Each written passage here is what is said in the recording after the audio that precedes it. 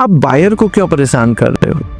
जब cross check नहीं हो पाई तो उसकी जिम्मेदारी आप हम पे क्यों डाल रहे हैं? तो आप समझिए डिपार्टमेंट की किस लेवल की अंडरस्टैंडिंग है कि उसने जो रजिस्ट्रेशन लिया था वो हो सकता है अपने सर्वेंट के नाम से लिया था, सर्वेंट का पैन नंबर यूज किया था, और वो बेचारा टैक्स पेयर रेगुलरली अपना जीएसटी का रिटर्न लास्ट 5 साल से भर रहा था। उस नोटिस का आप कुछ भी रिप्लाई कीजिए, ये लोग रजिस्ट्रेशन कैंसिल कर देते हैं। अरे रीजनल बेसिस तो बताओ, show cause notice must be speaking one. आपने जो आईटीसी लिया है वो फेक है, 74 लगाएंगे, इंटरेस्ट भी मांगेंगे 18% पर एनम का, पेनाल्टी भी पूरी मांगेंगे।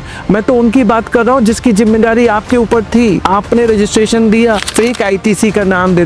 फेक आईटीसी है क्या? जीएसटी लॉ में कहीं डिफाइन नहीं है। तो मुझे समझ में आया कि उस बिजनेसमैन को, उस व्यापारी को उस पीरियड के दौरान कितने पेन पॉइंट से निकलना पड़ा होगा, यहाँ तक कि उसका अपने कस्टमर्स के बीच में भी फेथ और ट्रस्ट लूज हुआ होगा, उसकी क्रेडिबिलिटी को इम्पैक्ट आया होगा। होता है, किसी ने आपको चोर कह दिया तो आप चोर हो जाएंगे क्या? बहुत ही बढ़िया जजमेंट आपने बताया सर। मतलब सबसे बड़ा चैलेंज जो आज की डेट में है, जो प्रोसीजरल लैप्स और गैप्स की वजह से इनपुट टैक्स क्रेडिट रह जाता है, छोटी छोटी गलतियों की वजह से रह जाता है, पर जेन्युइन टैक्स पेयर्स हैं जिन्होंने ट्रांजैक्शन किया है, उनके लिए तो मुझे लगता है ये रामबाण या संजीवनी जैसे काम करेगा ये केस लॉ। मैं तो गवर्नमेंट से ये भी बोलना चाहूँगा, जीएसटी काउंसिल जब इतने डिसीजन लेती है तो सबसे पहले सोचना स्टार्ट करे कि आपने जीएसटी इंप्लीमेंट तो कर दिया जुलाई 1 से, पर आपका जीएसटीएन पोर्टल रेडी नहीं था। जब पोर्टल रेडी नहीं था तो जीएसटी के जो इम्प्लीमेंटेशन के जितने प्रोविजन है, जिसमें हम आईटीसी मैच करेंगे, आईटीसी में देखेंगे कहाँ मिसमैच हो रहा है, ये सारी चीज चेक ही नहीं हो पाई थी। ये सिस्टम जीएसटी जब आया था तब इम्प्लीमेंट होना था। अगर ये इम्प्लीमेंट हो गया होता तो जो आईटीसी के जितने डिस्प्यूट आज की डेट में चल रहे हैं वो नहीं होते। आपको खुद मालूम पड़ रहा होता कि पिछले लेयर में कोई ऐसा सप्लायर है जिसने फेक रजिस्ट्रेशन लिया है, जो टैक्स का पेमेंट जमा नहीं कर रहा। आपको खुद दिखता, गवर्नमेंट को खुद दिखता। जीएसटी डिपार्टमेंट को देखना चाहिए था। 19-20 में जिसको रजिस्ट्रेशन दिया उनको चेक करना चाहिए था। पीछे की लेयर अगर खराब है, आपको दिख रहा था, आपके दोनों अधिकारी सेंट्रल एंड स्टेट को दिख रहा था। 3 साल तक वो कर क्या रहे थे? उनकी जिम्मेदारी नहीं थी। आप बताएं, आप कैसे इंडिया के जीएसटी मैन बने? प्रभु, मेहनत बहुत की, निकाल देना। पर क्या ये जरूरी था? रेट रैशनलाइजेशन जरूरी था? जो पैडल ड्रिवन ट्राईसाइकिल होती है, बच्चा उस पर बैठेगा, पैडल चलाएगा, लेकिन उसमें उन्होंने कुछ म्यूजिक वाला सिस्टम लगा दिया या लाइट वाला सिस्टम लगा दिया। वो म्यूजिक और लाइट क्यों लगा दी जाती है? बच्चा थोड़ा टाइम फील करे, वो बजाएगा तो म्यूजिक आने लगेगी, लेकिन चलेगी वो पैडल ड्रिवन। तो वो मैनुअल टॉय होगी या इलेक्ट्रॉनिक टॉय होगी? लाइफ इंश्योरेंस पे जैसे आपने कहा कि अब 18% से नील हो जाएगा,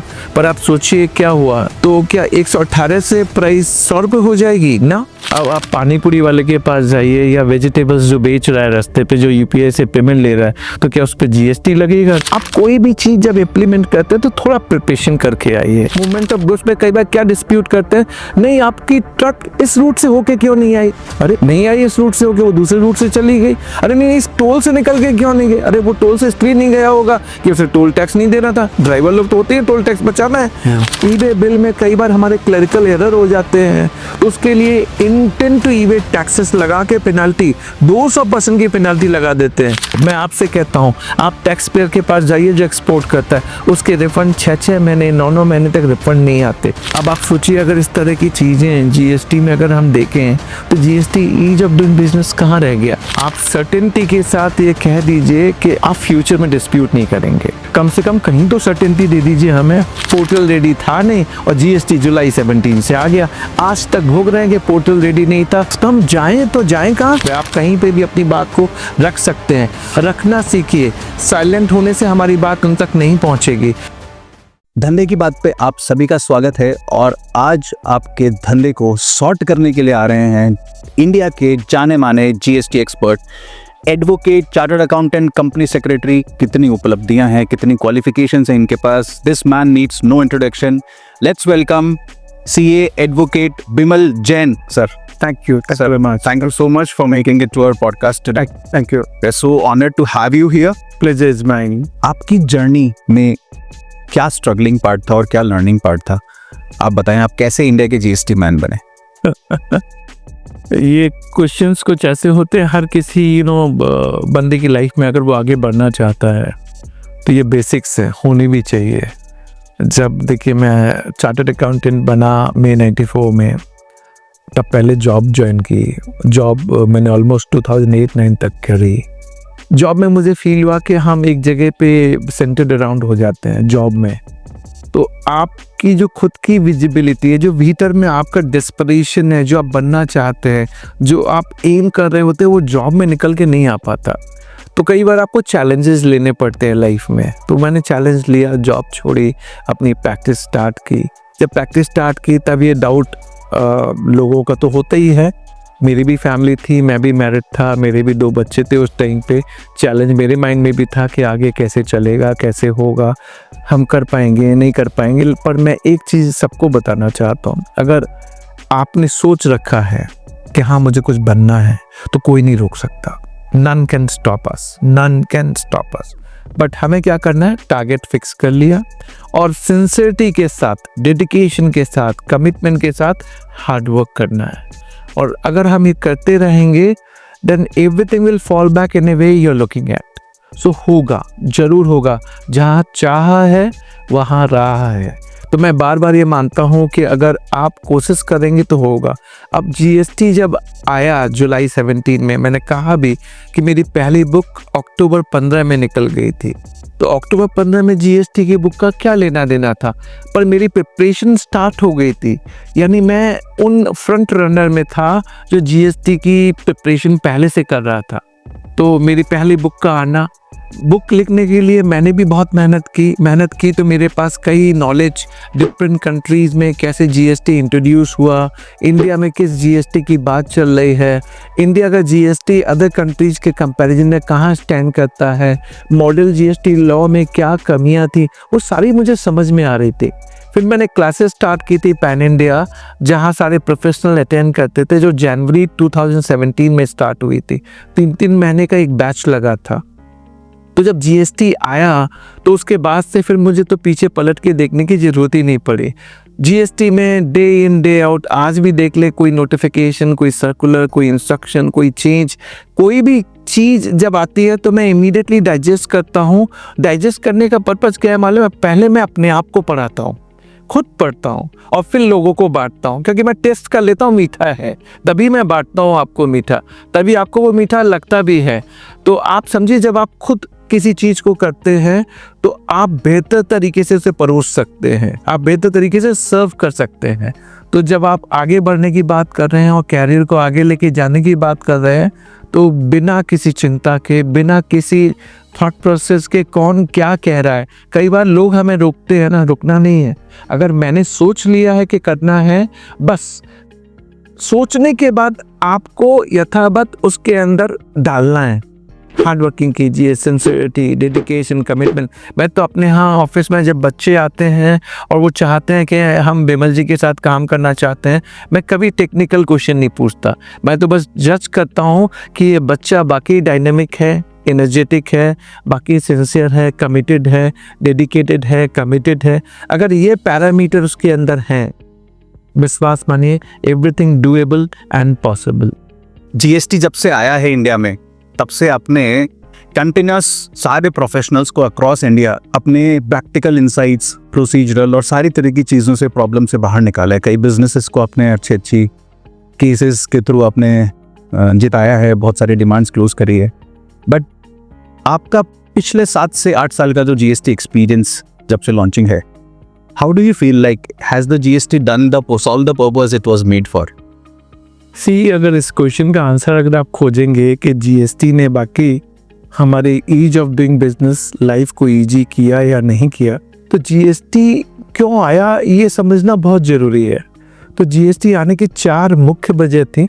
कभी भी कोई आपसे पूछे और आप भी अगर जानना चाहें तो आपको ध्यान रखना पड़ेगा जीएसटी आने से हमें क्या फ़ायदा हुआ है। पहला, multiplicity of taxes. Pre GST में आपने देखा था मल्टीपल टैक्सेस लगते थे। सेंट्रल गवर्नमेंट लगाती थी, स्टेट गवर्नमेंट लगाती थी। सेंट्रल गवर्नमेंट सेंट्रल एक्साइज लगाती थी, सर्विस टैक्स लगाती थी, सीएसटी लगता था, स्टेट वैट लगाते थे, एंट्री टैक्स लगाते थे, एंटरटेनमेंट टैक्स लगाते थे, लग्जरी टैक्स लगाते थे।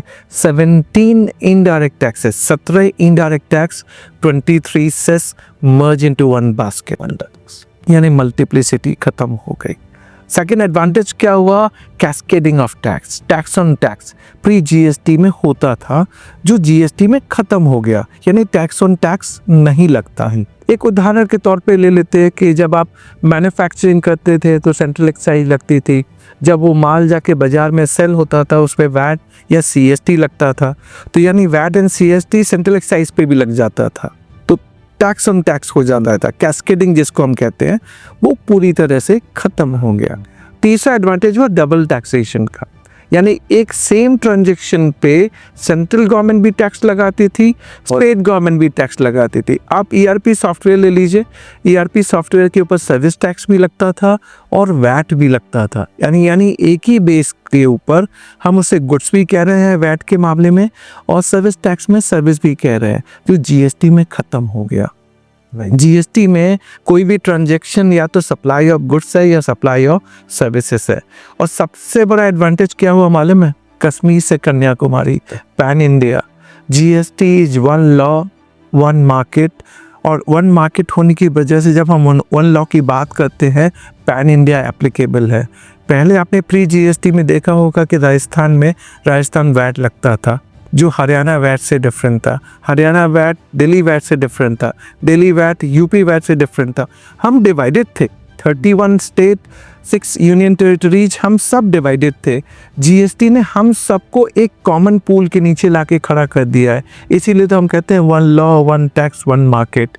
और pan India Kashmir to Kanyakumari, यानी जो लॉ जयपुर में एप्लीकेबल है which is applicable pan India, so that is a great advantage. 4 biggest advantage, multiplicity खत्म हो गई, कैस्केडिंग खत्म हो गया, डबल टैक्सेशन खत्म हो गया और common law pan India applicable है। राइट सर, तो आपने बहुत अच्छे से बताया कि ईज ऑफ डूइंग बिजनेस के अंदर जब मल्टीपल टैक्सेस होते हैं, मल्टीपल लॉज होते हैं, even movement of goods and services across states भी हैम्पर होता है। You need to be aware about all the laws जो हर स्टेट बाय स्टेट चेंज हो रहे हैं, तो वो सब चीज़ें बहुत आसान हुई है। पिछले 8-9 सालों में जब से जीएसटी आया है, हमने बहुत सारे जीएसटी लिटिगेशन केसेस देखे और सबसे ज़्यादा हॉट टॉपिक जो लिटिगेशन में रहा है वो है इनपुट टैक्स क्रेडिट।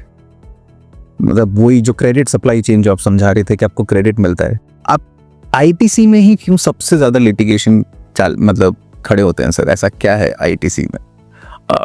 इसकी वजह ये रही है कि जब हम परचेज करते हैं ना, तो जो सप्लायर है वो सप्लायर कई बार ना प्रॉपर नहीं होता, नॉन एग्जिस्टेंट होता है, और जब वो सप्लाई कर रहा होता है तो उसकी जो परचेज होती है, इसको लेमन लैंग्वेज में समझाऊं जिससे लोगों को समझ में आ जाए, जिससे लोग समझ पाएँ कि हम किस आईटीसी की बात कर रहे हैं और कौन सा आईटीसी डिस्प्यूटेड है।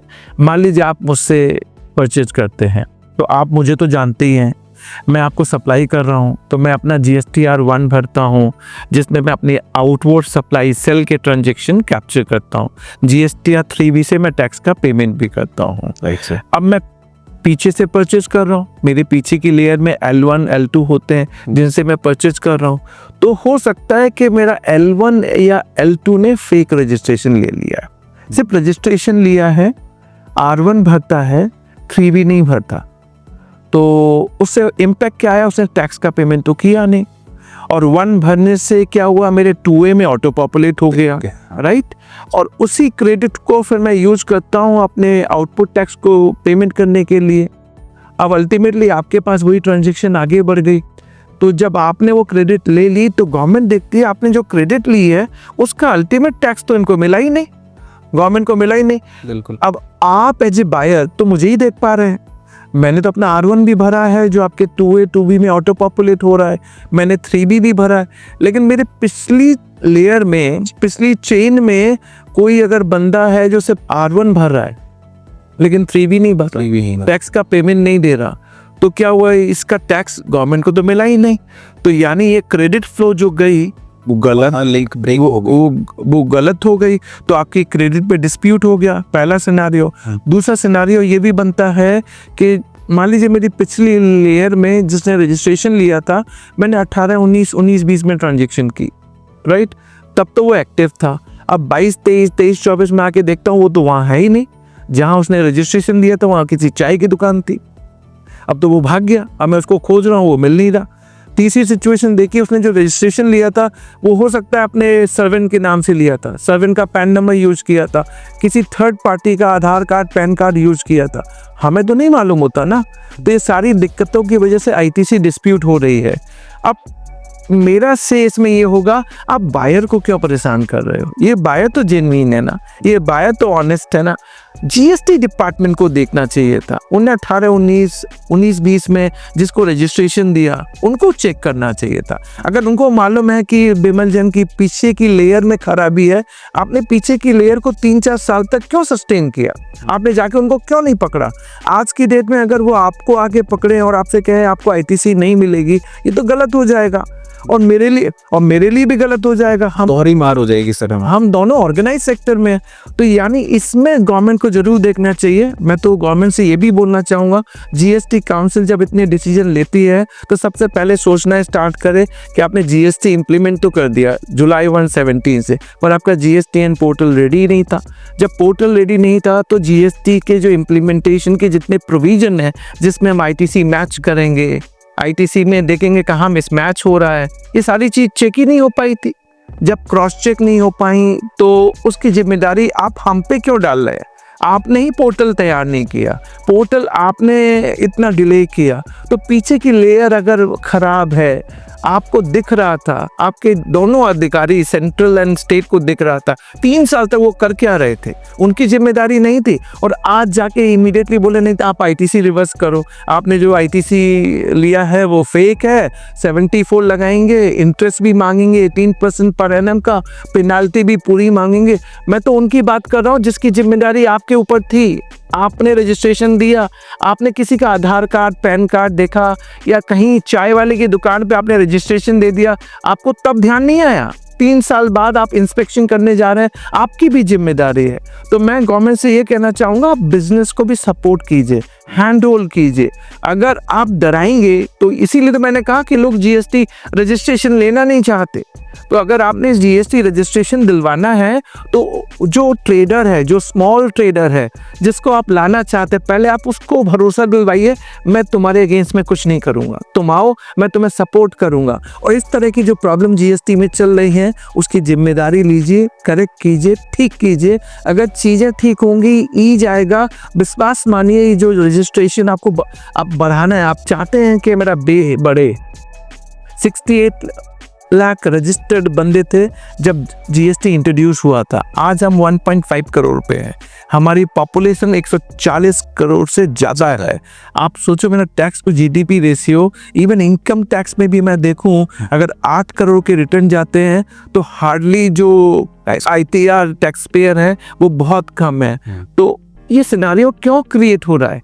इसके पीछे इंट्रोस्पेक्शन की ज़रूरत है। तो मैं यही कहना चाहूँगा, मेरा कोई क्रिटिसिज्म करने का मकसद नहीं है। मेरा टेक ये है कि जीएसटी को अगर आसान बनाना है तो ये जो गलतियां हमसे हुई हैं, जीएसटीएन पोर्टल रेडी था नहीं, आपने रजिस्ट्रेशन दिया, उन लोगों को आपने सर्वाइव होने दिया। वो लोग इस सप्लाई चेन में 3 साल 4 साल तक बदमाशी करते रहे और उनने बदमाशी करके लोगों को ऐसे ही आईटीसी पास ऑन की। वो मेरा पैसा लेके चले गए, मैंने उनको पैसा दिया, एज ए बायर मैंने उनको पैसा दिया है और उनने गवर्नमेंट को जमा नहीं कराया। आप मेरी क्रेडिट को मना कर रहे हैं। How come it is justified? अभी सुप्रीम कोर्ट का जजमेंट प्री जीएसटी में आया है और उस जजमेंट ने ये कहा है कि अगर आपका सप्लायर है, जैसे कई प्रॉब्लम ऐसी भी देखी गई कि आपने मुझे पेमेंट कर दिया, मैं आपका सप्लायर हूँ और मैंने गवर्नमेंट को जमा नहीं कराया, डिपार्टमेंट आके आपसे कहता है कि आपको क्रेडिट नहीं मिलेगा। अरे आपको ये भी तो मालूम है सप्लायर ने जमा नहीं कराया, इसको पकड़ो ना। आप इसको तो पकड़ ही नहीं रहे, आप जाके बायर को पकड़ रहे हैं। तो सुप्रीम कोर्ट ने ये कहा, for the default of supplier you can't deny credit to the genuine and honest buyer. You can't do that. Supreme court का प्री जीएसटी में सेटल जजमेंट है। इवन मद्रास हाई कोर्ट ने जीएसटी में DY battle enterprises, क्योंकि यहाँ मैं litigation नहीं बताना चाहता, बट उस जजमेंट में यही क्रक्स था कि जब सप्लायर डिफॉल्टर है, सप्लायर को रजिस्ट्रेशन देने वाला डिपार्टमेंट है, आप डिफॉल्टर को क्यों नहीं पकड़ रहे? आप क्यों बायर को जाके पकड़ते हैं और उससे कहते हैं कि तुम्हें क्रेडिट रिवर्स करना पड़ेगा? This is incorrect. सर ऐसे आपने जैसे अभी एक केस के बारे में हमें बताया, सुप्रीम कोर्ट का प्री जीएसटी टाइम का एक जजमेंट है कि आप सप्लायर के डिफॉल्ट के लिए बायर को पनिश नहीं कर सकते जिसका पेमेंट बायर ऑलरेडी कर चुका है। तो ऐसे कोई लैंडमार्क जीएसटी जजमेंट जो आज की डेट में प्रोफेशनल्स और बिजनेस उसको बहुत अच्छे से पता होने चाहिए, ऐसा एक क्वालिटी जजमेंट जो आपको लगता है कि बहुत सारे लोगों को कई मुश्किलों से निकाल सकता है, मैं देखिए शेयर करेंगे। एक जजमेंट जरूर आपसे शेयर करूंगा। देखिए जब हम R1 भरते हैं GSTR1 तो कई बार हमसे गलतियां हो जाती थी। B2B सप्लाई हमने B2C दिखा दी, GST नंबर गलत चला गया, इंटरस्टेट था इंट्रास्टेट दिखा दिया, वैसे वैसा। तो मेरे बायर के 2A में ऑटो पॉपुलेट नहीं होता था। डिपार्टमेंट मना कर देता था कि 2A में ऑटो पॉपुलेट नहीं हुआ है, हम आपको क्रेडिट नहीं देंगे। आपकी कोई गलती नहीं, आप बायर हैं, आपके पास इनवॉइस है, आपने गुड्स एंड सर्विसेज रिसीव किए हैं, आपने बैंक के जरिए पेमेंट किया है, इवन सप्लायर ने भी 3B भरा है, बट उसका R1 भरते वक्त गलती हो गई थी उससे। तो ऐसे केस में क्या आप क्रेडिट को डिनाई कर देंगे? क्रेडिट डिनाई करने का मतलब हुआ 2 बार टैक्स लग गया एक ही ट्रांजेक्शन पे। सप्लायर ने टैक्स तो जमा कराया है बट R1 भरते वक्त उससे गलती हो गई, राइट सर। अगर आप क्रेडिट डिनाई करेंगे तो डबल टैक्सेशन हो गया एक ही ट्रांजेक्शन पे। सिर्फ स्टोरी यही खत्म नहीं होती, इंटरेस्ट भी मांगते हैं, पेनल्टी भी मांगते हैं। तो ऐसा केस अभी बॉम्बे हाई कोर्ट में गया, आब्रिडेयर टेक्नोलॉजीज इंडिया प्राइवेट लिमिटेड। उस जजमेंट में बॉम्बे हाई कोर्ट ने यही कहा ये तो अननेसेसरली प्रिजुडाइस हो जाएगा, गवर्नमेंट को पैसा भी मिल गया है, सप्लायर ने जमा कराया था, जस्ट R1 भरते वक्त गलती हो गई ना उससे, तो उससे आप क्रेडिट थोड़ी डिनाई कर देंगे। और अगर R1 भरते वक्त गलती हो गई तो सप्लायर उसे करेक्ट कर सकता था, लेकिन आपने GST को तो GST की तरह से इंट्रोड्यूस किया ही नहीं। अगर आपने किया होता तो सप्लायर को मालूम पड़ गया होता। सिस्टम क्या था, मैं सप्लायर R1 भरेगा जो बायर के 2A में आ जाएगा और बायर देन अपना GSTR2 भरेगा जिसमें क्रेडिट लेगा। तो मान लीजिए मेरी ट्रांजेक्शन अगर सप्लाई की ट्रांजेक्शन गलत हो गई, B2B B2C दिखा दिया, आपको 2A में दिखेगा नहीं, तो आप क्या करेंगे? करेक्ट करेंगे GSTR2 लेते वक्त। जब करेक्ट करेंगे तो GSTR2 के बाद मेरे GSTR1A सप्लायर के GSTR1A में आ जाएगा, यानी मुझे दिखेगा कि मेरे बायर ने करेक्शन की है। तो क्वाइट ऑब्वियस मैंने अगर ट्रांजेक्शन आपके साथ की है तो मैं एक्सेप्ट करूँगा, हमारा ITC मैच हो जाएगा जब हम GSTR3 भरेंगे। पर इनने कभी GSTR2 और 3 इम्प्लीमेंट किया ही नहीं। तो कोर्ट ने कहा जो तुम्हारे प्रोविजन थे सेक्शन 37, 38, 39, 41, 42 के बाद 43 में भी चले गए। इनने कहा जो सिस्टम था, जो प्रोविजन था, जिसके हिसाब से आपका GST रिटर्न सिस्टम ऑटोमाइज होना चाहिए था, जो आपने कभी किया ही नहीं। अगर किया होता तो सप्लायर ने जो गलती की है उसे मालूम पड़ गया होता। चूंकि आपने नहीं किया तो अब आप इस फॉल्ट के लिए सप्लायर को पेनलाइज नहीं कर सकते या बायर को पेनलाइज नहीं कर सकते। ऐसे केस में सप्लायर अगर आपके पास जाए कि मैं मैनुअली अपना GSTR R1 करेक्ट करना चाहता हूँ, कर सकता हूँ क्या?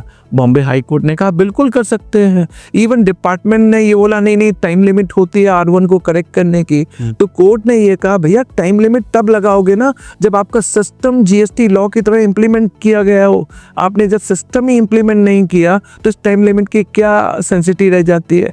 यानी बॉम्बे हाई कोर्ट ने कहा आप R1 में मिस्टेक हो गई, इसकी वजह से बायर को क्रेडिट नहीं देंगे, ये नहीं चलेगा। 2A के बेसिस पे आप क्रेडिट को डिनाई नहीं कर सकते। और प्लस इसने सप्लायर ने R1 में गलती की थी बट टैक्स पे कर दिया था। तो अगर आप क्रेडिट डिनाई करेंगे तो आप अननेसेसरली प्रीजुडाइस हो जाएंगे, एक ही ट्रांजेक्शन पे 2 बार टैक्स ले लेंगे, ऐसा नहीं चलेगा। तो उन्होंने कहा था कि R1 मैनुअली भी करेक्ट किया जा सकता है, वो भी बियॉन्ड स्पेसिफाइड डेट।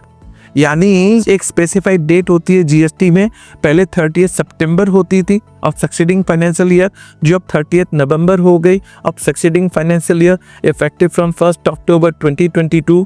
तो उन्होंने कहा कि इवन दो ये डेट थी, बस डेट की इम्प्लीमेंटेशन तभी पॉसिबल है जब आपने GST को GST की तरह से इम्प्लीमेंट किया होता। तो हम नहीं मानते और ये अपनी R1 को इवन बियॉन्ड ड्यू डेट भी करेक्ट कर सकता है, रेक्टिफाई कर सकता है। डिपार्टमेंट ने SLP फाइल कर दी सुप्रीम कोर्ट में, अच्छा, बॉम्बे हाई कोर्ट जजमेंट के अगेंस्ट में, एंड दैट गॉट डिसमिस्ड। यानी सुप्रीम कोर्ट ने भी रेवेन्यू की बात नहीं मानी, यानी जो बॉम्बे हाई कोर्ट ने टैक्स पेयर के फेवर में जो जजमेंट दिया वो आज की डेट में होल्ड करता है कि 2A में नहीं आया तो कोई फ़र्क नहीं पड़ता, आपके पास डॉक्यूमेंटेशन होने चाहिए, अगर डॉक्यूमेंटेशन है तो आपको क्रेडिट मिलेगी।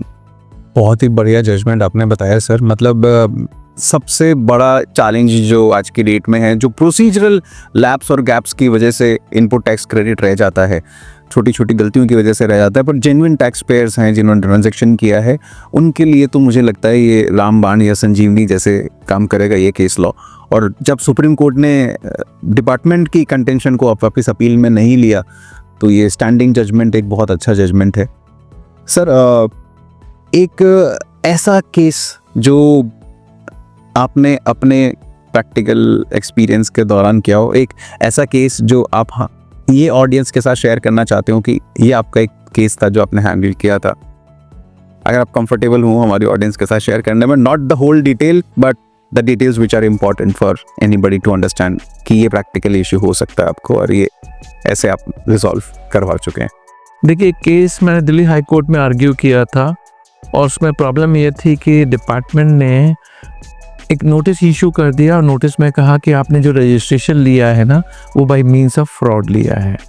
अब उसका रजिस्ट्रेशन फरवरी 18 से था, उसके पास नोटिस आती है 16 मई 2023 में और डिपार्टमेंट 5 साल बाद और डिपार्टमेंट ये कहता है कि आपने जो रजिस्ट्रेशन लिया वो बाय मीन्स ऑफ फ्रॉड लिया। तो आप समझिए डिपार्टमेंट की किस लेवल की अंडरस्टैंडिंग है। और वो बेचारा टैक्स पेयर रेगुलरली अपना GST का रिटर्न लास्ट 5 साल से भर रहा था।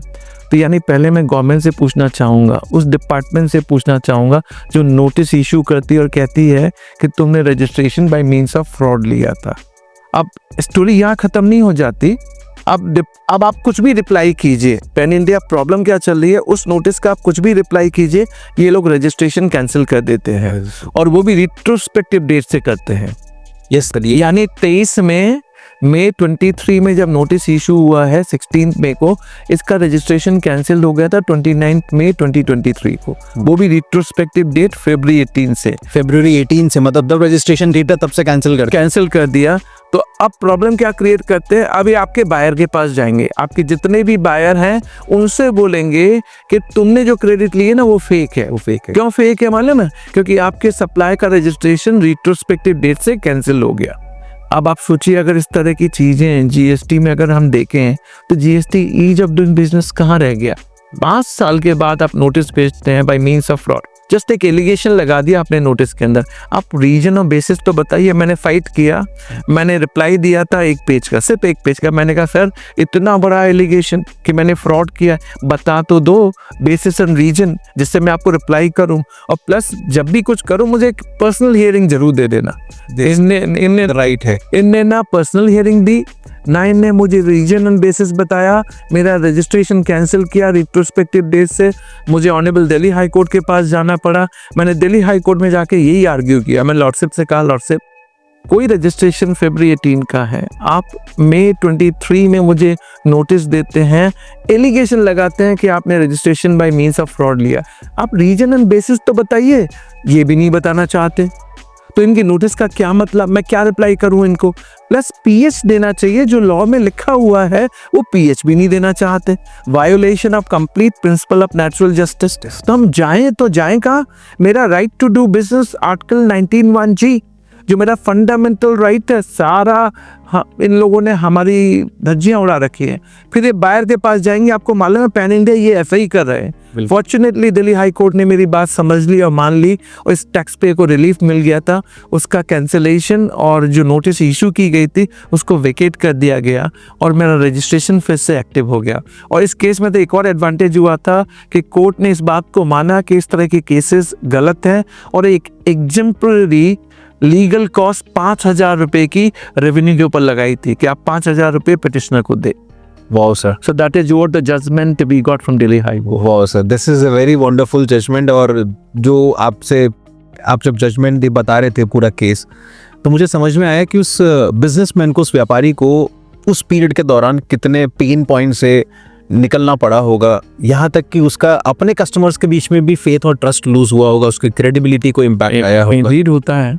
इंडीड होता है, क्योंकि जब आपका बायन होता है उसके पास अगर डिपार्टमेंट पहुंच जाए कि तुम्हें क्रेडिट नहीं मिलेगी बिकॉज तुम्हारे सप्लाई का रजिस्ट्रेशन रिट्रोस्पेक्टिव डेट से कैंसिल्ड हो गया है, तो एज ए सप्लायर आपकी जो रेपुटेशन सोसाइटी में है वो हैम्पर करती है। तो डिपार्टमेंट को सोचना चाहिए, 18 का रजिस्ट्रेशन फरवरी का और मई 23 में तुम जाग रहे हो, वो भी एक एलिगेशन लगा दिया कि फ्रॉड दिया है। अरे रीजनल बेसिस तो बताओ, show cause notice must be speaking one.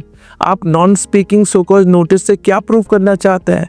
Supreme court का जजमेंट है कि सो कॉज नोटिस में एलिगेशन प्रॉपर तरीके से बताने पड़ेंगे आपको, तभी आप रिप्लाई करेंगे ना। किसी ने आपको चोर कह दिया तो आप चोर हो जाएंगे क्या? रीजनल बेसिस तो वो तो होना चाहिए ना। यही लीगल जूरिस्प्रूडेंस है जो हमें समझना पड़ेगा। राइट सर, ये वंडरफुल जजमेंट के बाद बहुत सारे और टैक्स पेयर्स को रिलीफ मिला होगा। और एक चीज़ और होती है लॉ के अंदर, बहुत सारे लोग जो इस चीज़ को समझ रहे हैं, जो ये केसेस हम डिस्कस कर रहे हैं, जो ये जुडिशियल प्रोनाउंसमेंट हम डिस्कस कर रहे हैं, ये बेस बन जाते हैं आने वाले केसेस और लिटिगेशन के लिए डिसीजन मेकिंग का। तो जो सर का ये केस है दिल्ली हाई कोर्ट का, एक सर ने केस पहले डिस्कस किया बॉम्बे हाई कोर्ट का, ये केसेस के रेफरेंस अगर आप इस तरह की प्रॉब्लम से जूझ रहे हो तो आप ये यूज़ कर सकते हैं। मगर पिछले 8 सालों के अंदर लगातार बदलाव आते रहे हैं सर जीएसटी के अंदर। There have been lot of notifications that come into, like every 2-3 months we have a GST council meeting and then there's a big update.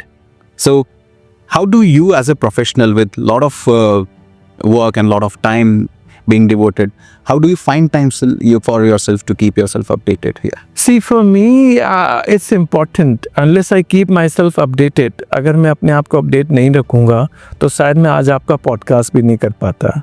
तो जब जीएसटी लॉ की हम बात करते हैं, हाँ आपका ये कहना बहुत इम्पॉर्टेंट है कि इतने सारे नोटिफिकेशन, इंस्ट्रक्शन, सर्कुलर, ट्वीट वगैरह आते हैं और जीएसटी लॉ में इतने चेंज क्यों? हम सभी का क्वेश्चन है, इतने चेंज क्यों? देखिए, जब कोई नया लॉ आता है ना, वो अपना टाइम लेता है।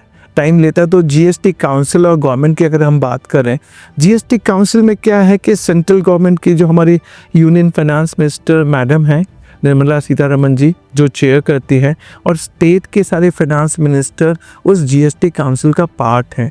तो GST council regularly timely basis पे इन चीज़ों को डिबेट करती है, डिस्कस करती है और देन कॉरस्पॉन्डिंग लॉ में चेंज लाती है जो हमें ज़रूरत है। तो जब एक कोई नया लॉ आता है तो उसमें कई चीज़ें रह जाती हैं जो समय के साथ आपको बदलाव लाने की ज़रूरत है।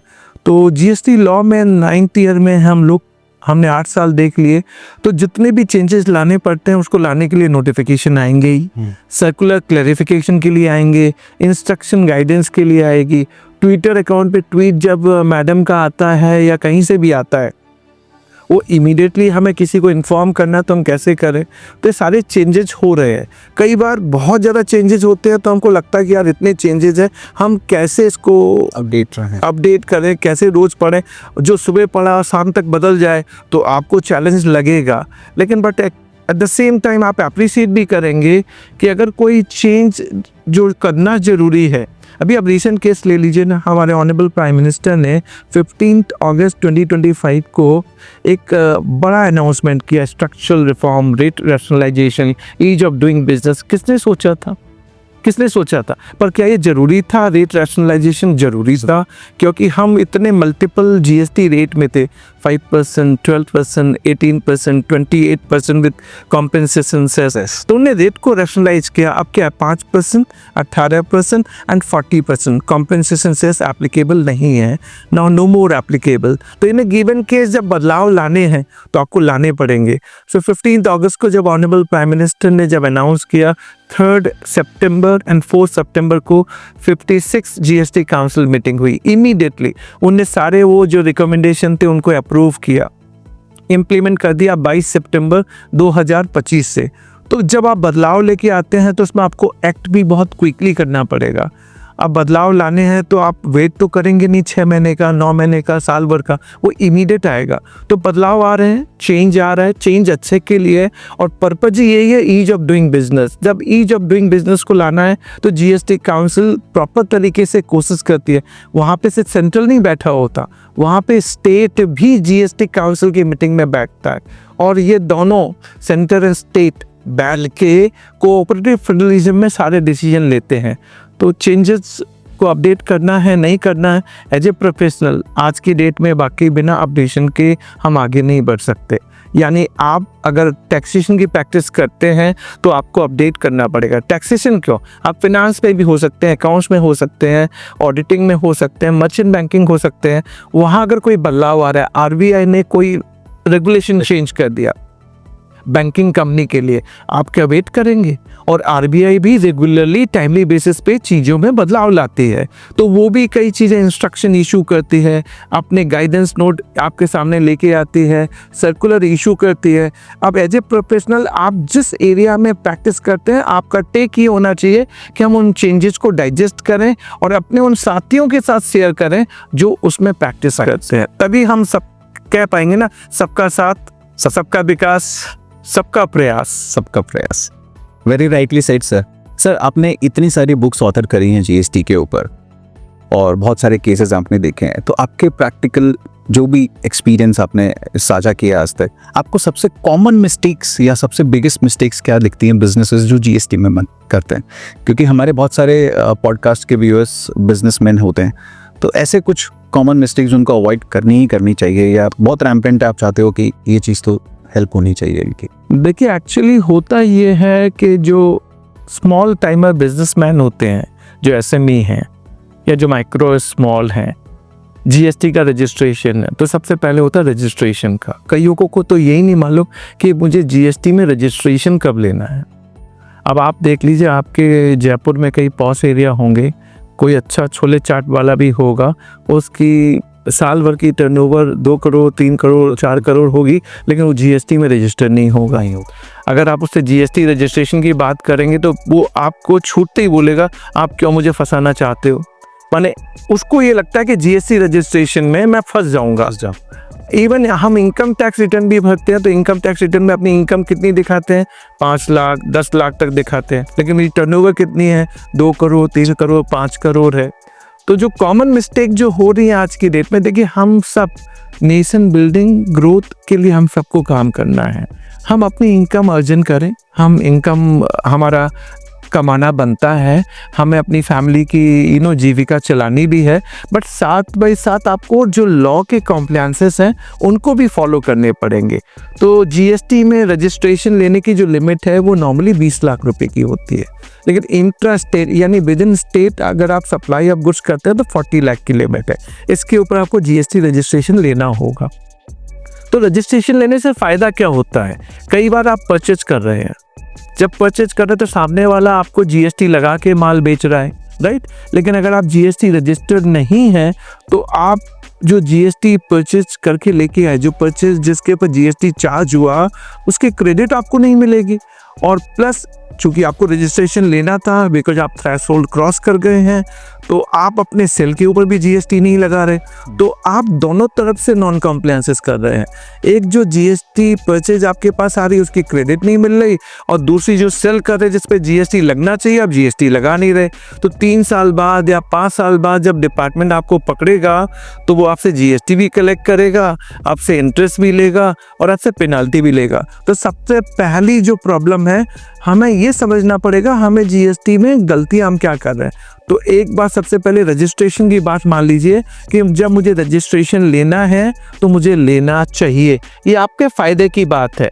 अब हम ऑर्गेनाइज सेक्टर में मूव कर रहे हैं। हाँ, प्री जीएसटी में हमने देखा था हमारा कुछ सेंटिमेंट होते थे अनऑर्गेनाइज वाले, कैश में सेल परचेज करने वाले, पर जीएसटी में सारी सिनारियो ऑर्गेनाइज सेक्टर में मूव कर रही है।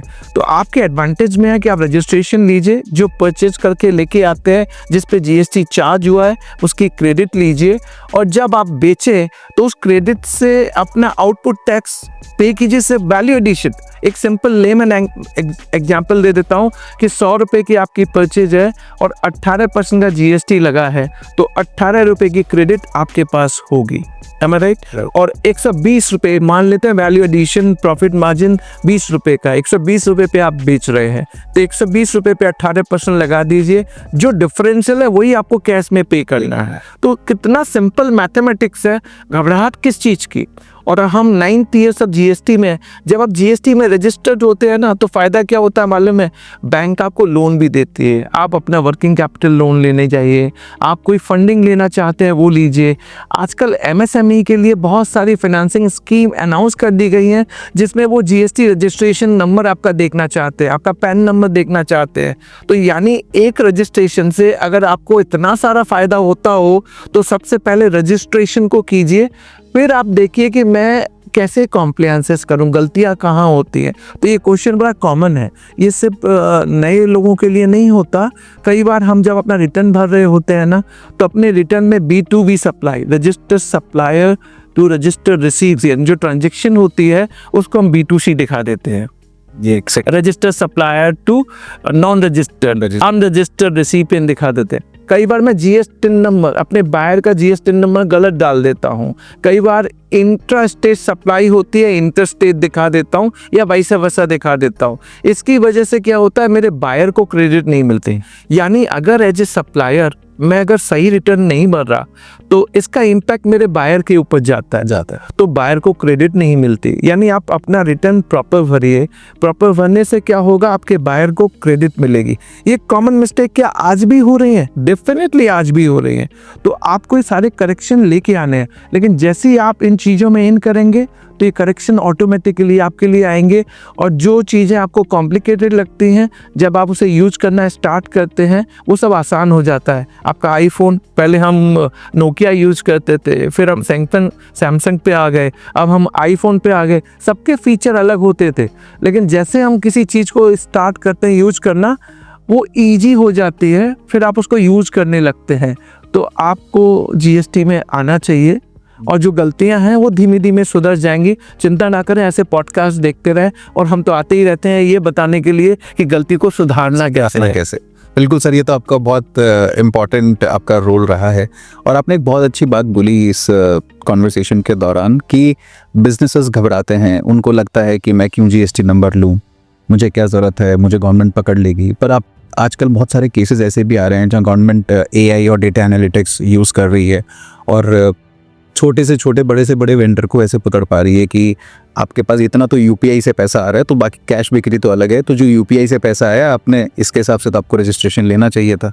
तो वो बिजनेसेस जो बिल्कुल भी कंप्लाइंट नहीं हो रहे, जीएसटी में नहीं आ रहे, उनको डबल नुकसान हो रहा है। दो धारी तलवार, मतलब it's a double edge sword, wherein जिनको इनपुट टैक्स क्रेडिट जो मिलना चाहिए था सप्लाई चेन में, वो तो मिला ही नहीं, और अब जो देना पड़ेगा वो कस्टमर से तो लिया नहीं, अब आपको भी देना भी पड़ेगा। सर, ये सबसे बहुत कॉमन गलती आपने सामने रखी है कि लोग इसलिए अवॉइड करते हैं, और नेचुरल है, जिस चीज़ को हम जब तक नहीं ट्राई करते तब तक डर लगता है, पर डर के आगे जीत है।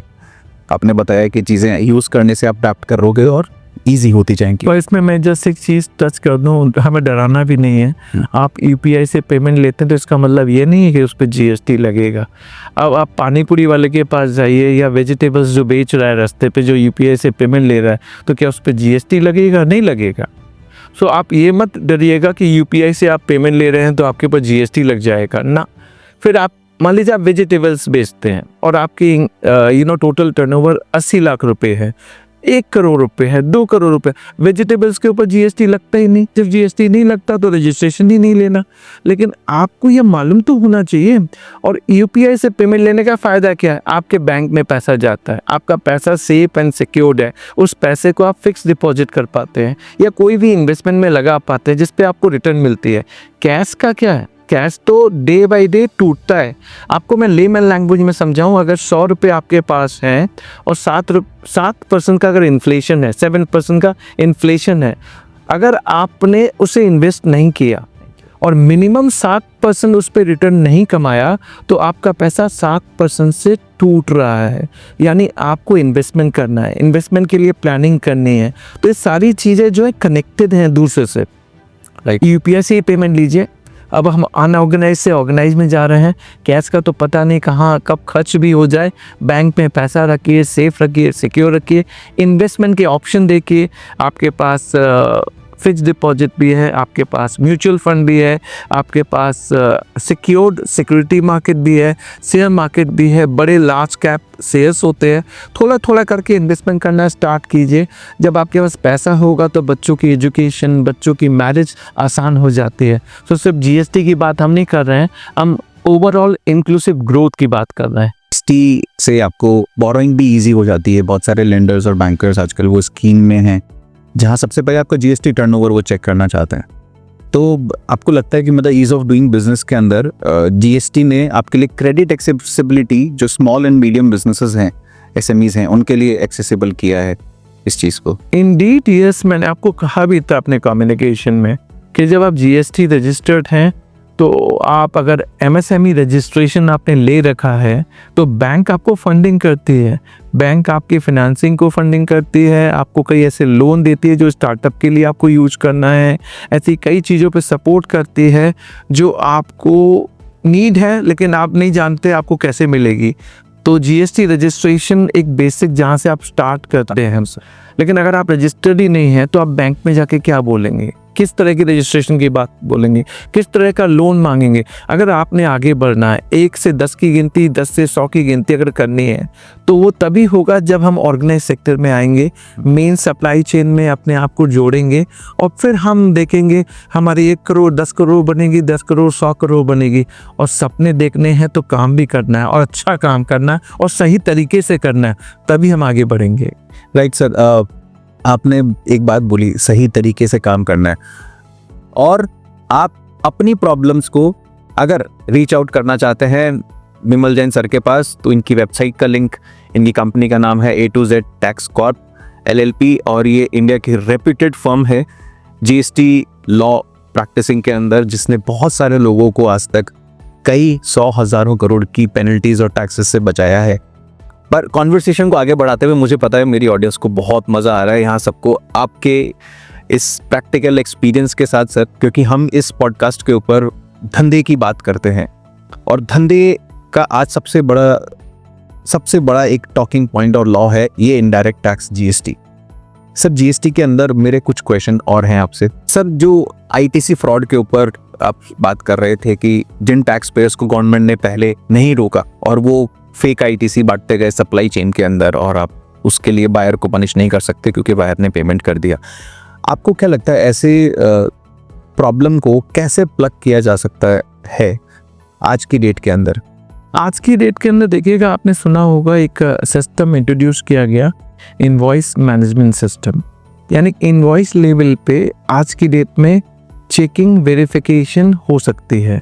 एज ए लेमन लैंग्वेज समझाऊँ, अगर मैं सप्लायर हूँ और मैं अपना R1 भर रहा हूँ, R1 में मैंने जितनी भी अपने आउटवर्ड सेल की इनवॉइसेस रेज की हैं वो सारी R1 में जाती हैं, तो वो मेरे बायर को दिखेंगी। तो आपने मान लीजिए मुझसे कुछ परचेज किया है तो वो आपको दिखेगी। तो आप IMS डैशबोर्ड पे उस इनवॉइस को, आपके पास 4 एक्शन होंगे, accept, reject, pending and no action. No action is deemed accepted. अक्टूबर 24 ऑप्शनली ने इंट्रोड्यूस किया था, अक्टूबर 25 से कंपलसरी कर दिया। तो जो इनवॉइस मैंने आपको रेज की है क्वाइट ऑब्वियस है आप एक्सेप्ट करेंगे। तो आप जैसे ही एक्सेप्ट करेंगे वो आपके GSTR 2B में जाएगी और 2B से आपके 3B में चली जाएगी। और मेरे साथ क्या होगा एज ए सप्लायर, जो मेरे R1 थी मेरे 3B में चली जाएगी एज ए लाइबिलिटी। यानी मुझे हर हाल में इस इनवॉइस के ऊपर टैक्स का पेमेंट करना ही पड़ेगा। अगर मैंने नहीं किया तो गवर्नमेंट को भी दिख रहा है और आपको भी दिख रहा है। जो ये सिस्टम GST जब आया था तब इम्प्लीमेंट होना था। अगर ये इम्प्लीमेंट हो गया होता तो जो ITC के जितने डिस्प्यूट आज की डेट में चल रहे हैं वो नहीं होते। तो यानी आपने अक्टूबर 24 जो ऑप्शनल था उस पीरियड में, अक्टूबर 25 से आपने मैंडेटरी किया IMS। ये सिस्टम आपका जुलाई 17 से आना था, जो आपने इम्प्लीमेंट नहीं किया। आपने कहने का मतलब मैं गवर्नमेंट की बात कर रहा हूँ, गवर्नमेंट को करना चाहिए था। तो ITC पे जो मिसमैच की बात आती है, सप्लायर ने टैक्स का पेमेंट नहीं जमा दिया, हम कहाँ पे चेक करें, कहाँ पे वेरीफाई करें, ये सारे सिस्टम ड्रिवन होने चाहिए थे। जो अब आपने इम्प्लीमेंट किए हैं। तो अगर आपने कर दिए होते तो ये जो प्रॉब्लम हुई है वो नहीं हुई होती, और नहीं हुई होती तो जो लिटिगेशन आज के डेट में हम आईटीसी के ऊपर देख रहे हैं, फेक क्रेडिट के ऊपर देख रहे हैं, ये नहीं हुई होती। आपको खुद मालूम पड़ रहा होता कि पिछले लेयर में कोई ऐसा सप्लायर है जिसने फेक रजिस्ट्रेशन लिया है, जो टैक्स का पेमेंट जमा नहीं कर रहा, आपको खुद दिखता, गवर्नमेंट को खुद दिखता, यानी वो आप कैच होल्ड उसी टाइम पे कर लेते। पर सिस्टम नहीं इम्प्लीमेंट हुआ, लॉ वाइज आपने चीज़ों को इंट्रोड्यूस नहीं किया। तो आज आपकी जिम्मेदारी है कि आप जीएसटी को थोड़ा ईज करें, और जो जेन्युइन एंड ऑनेस्ट बायर हैं उनकी लाइफ को ईजी करें, उनको फेक आईटीसी का नाम देते। फेक आईटीसी है क्या? जीएसटी लॉ में कहीं डिफाइन नहीं है फेक आईटीसी है क्या। जस्ट आप ग्राउंड ले लेते हैं, आपको जो ग्राउंड समझ में आता है वो ग्राउंड ले लेते हैं। कई बार आपने देखा होगा मूवमेंट ऑफ गुड्स पे कई बार क्या डिस्प्यूट करते हैं, नहीं आपकी ट्रक इस रूट से होके क्यों नहीं आई, अरे नहीं आई इस रूट से होके, वो दूसरे रूट से चली गई, अरे नहीं इस टोल से निकल के क्यों नहीं गई, अरे वो टोल से इसलिए नहीं गया होगा कि उसे टोल टैक्स नहीं देना था। ड्राइवर लोग तो होते हैं टोल टैक्स बचाना है। इस तरीके से अगर आप डिस्प्यूट करेंगे चीज़ों, हाँ मैं मानता हूँ कि अगर मूवमेंट पे आपको डाउट करना है तो आपको कंक्लूसिव वे में सारी चीज़ों को देखना पड़ेगा। इन आइसोलेशन की नहीं इसी रूट से जाना था, अरे वो नहीं जा पाया। ईबे बिल में कई बार हमारे क्लरिकल एरर हो जाते हैं, तो उसके लिए इंटेंट टू ईवे टैक्सेस लगा के पेनल्टी 200% की पेनल्टी लगा देते हैं। तो जीएसटी को अगर सिंपल बनाना है, गुड एंड सिंपल टैक्स बनाना है, तो जिम्मेदारी हम सबकी है। एज ए टैक्स पेयर हमें भी आगे आना है, रजिस्ट्रेशन लेने के लिए कॉम्प्लायंसेस करने हैं जो हमें करना चाहिए। तो डिपार्टमेंट की भी जिम्मेदारी है, गवर्नमेंट की भी जिम्मेदारी है कि वो हमें इसको हैंड होल्डिंग करे, ईच करे, और इस तरीके से हम सब एक साथ आगे आएंगे। और दोनों का पर्पज यही है, देश हित में, nation building and grow. Right sir. Sir जो इतने सारे चैलेंजेस आपने देखे हैं अभी तक जीएसटी के अंदर, आपने बहुत सारे चैलेंजेस शेयर भी किए हैं कि डिपार्टमेंट और गवर्नमेंट को ये चीज़ उस समय पे इम्प्लीमेंट करनी चाहिए थी। आज जब 2025 एंड हो चुका है, 2026 स्टार्ट हो चुका है, आप ऐसे क्या 3 बड़े चेंजेस रिकमेंड करना चाहोगे यहाँ से गवर्नमेंट के लिए कि ये चेंजेस जीएसटी के अंदर आप करेंगे तो आपकी टैक्स इवेजन भी कम होगी, टैक्स कंप्लायंस भी बढ़ेगी, टैक्स कलेक्शन भी बढ़ेगा, और बिजनेसमैन को ease of doing business feel होगा? ऐसे 3 चेंजेस जो आप लॉ में या रिकमेंड करोगे प्रोसीजर में सर। सबसे पहला चेंज जो मैं सजेस्ट करना चाहूँगा, अब आपने इनवॉइस मैनेजमेंट सिस्टम इंट्रोड्यूस कर दिया है। आप सर्टेनिटी के साथ ये कह दीजिए कि अब जो आईएमएस डैशबोर्ड पे बायर एक्सेप्ट कर रहा है, तो यानी उसकी परचेज है, आप फ्यूचर में डिस्प्यूट नहीं करेंगे, फ्यूचर में डाउट नहीं करेंगे। कम से कम कहीं तो सर्टेनिटी दे दीजिए हमें, कहीं तो मेरी लाइफ को आसान कर दीजिए। बायर ये परेशानी होता रहेगा, मुझे बोल दीजिए ना, फिर कल मत बोलिएगा कि आईएमएस तो बस आपको दिखाने के लिए था, फैसिलिटेशन के लिए था, पर्पस डिफीट हो जाता है ना। लेटर एंड स्पिरिट में आपको इम्प्लीमेंट करना है। आप बोलिए कि आईएमएस डैशबोर्ड के बाद हम आईटीसी का कोई डिस्प्यूट नहीं करेंगे। आप पेमेंट भी चेक कर पा रहे हैं, बायर एक्सेप्ट भी कर रहा है, क्रॉस चेकिंग भी हो गई, वेरीफाई भी हो गई, वो भी इनवॉइस लेवल पे हो गई। कम से कम कह दीजिए कि अब हम डिस्प्यूट नहीं करेंगे, पहला पार्ट। दूसरा पार्ट, मेरे रिफंड को ईजी कीजिए। मैं एक्सपोर्ट करता हूँ, जीरो डेटेड सप्लाई करता हूँ, और मेरे रिफंड 60 डेज में आने चाहिए। इवन अभी जो नेक्स्ट जनरेशन 2.0 अनाउंस हुआ, उसमें कहा विद इन 7 डेज 90% रिफंड दे देंगे। आप किसी टैक्स पेयर के पास जाइए, मैं आपसे कहता हूँ, आप टैक्स पेयर के पास जाइए जो एक्सपोर्ट करता है, उसके रिफंड 6-6 महीने 9-9 महीने तक रिफंड नहीं आते। इवन डिपार्टमेंट लेवल पे रिफंड लाना अपने आप में एक बहुत बड़ा टास्क है। वो रिफंड किस चीज़ का मांग रहा है? अपने ही पैसे का रिफंड मांग रहा है, लेकिन ऐसा लगता है कि उसको पिलर टू पोस्ट रन करना पड़े। आसान बनाइए ना जिंदगी को। हाँ, कुछ चोर हैं, हर जगह पे हैं, पर उन चोर की वजह से आप पूरी कम्युनिटी को ब्लेम नहीं कर सकते। हर जगह पे हैं, मान ली 2%, 1%, 2.5%, कुछ भी एक फ्रैक्शन अगर चोरी करते हैं तो उनकी वजह से मेजॉरिटी को आप परेशान नहीं कर सकते, उनकी वजह से लॉ को कॉम्प्लिकेट नहीं कर सकते। आप ईच की उनको पकड़िए ना, जो चोर हैं, मैं तो कह रहा हूँ उनको पकड़िए, उनके वो पे इंटरेस्ट लगाइए, पेनल्टी लगाइए, और उनको इम्प्रिजनमेंट दीजिए। कम से कम कुछ होना चाहिए, अच्छा होना चाहिए। तो सबसे पहले रिफंड, जो सेकंड वाली बात रही, कोई स्मूथ करे। और थर्ड मेरी बात रही कि आज की डेट में नेक्स्ट जनरेशन 2.0 आपने अनाउंस कर दिया।